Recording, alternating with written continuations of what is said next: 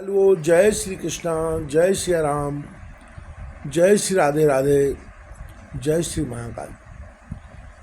जीवन में हम अच्छे कार्य करके अपनी नियति को अर्थात भाग्य को भी अच्छा बना सकते हैं।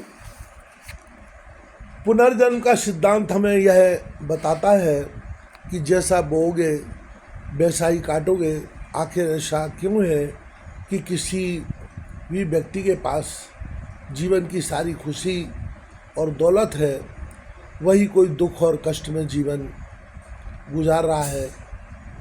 यह इस बात का सबूत है कि हमारे कर्मों का फल ईश्वर हमें इस जन्म में या किसी अन्य जन्म में जरूर प्रदान करते हैं। पुनर्जन्म की अवधारणा में विश्वास करके हम अपने जीवन की नियति लिख सकते हैं।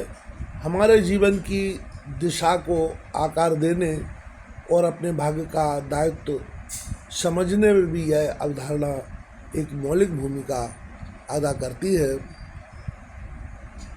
पुनर्जन्म की प्राचीन अवधारणा ने सदैव विश्व भर में लोगों में जिज्ञासा उत्पन्न की है। अधिकांश पूर्वी धर्म पुनर्जन्म में गहरी आस्था रखते हैं। उदाहरण के लिए हिंदू धर्म की पौराणिक कथाओं में माता पार्वती ने सती के रूप में पुनर्जन्म लिया।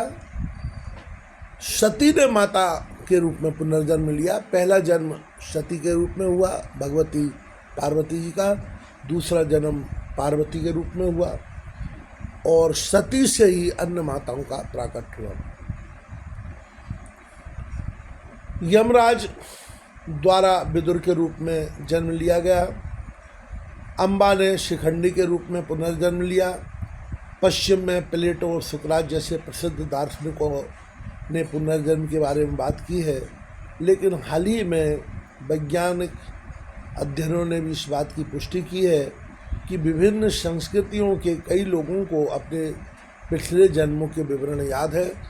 इस प्रकार से पुनर्जन्म का सिद्धांत सिद्ध हो जाता है। कई अन्य ऐसे उदाहरण भी मिले हैं जहां बच्चों ने अपने पिछले जन्म के घरों को, अपने संबंधियों को, स्थानों को, सब चीज़ों को ज्यों का त्यों पहचान लिया है।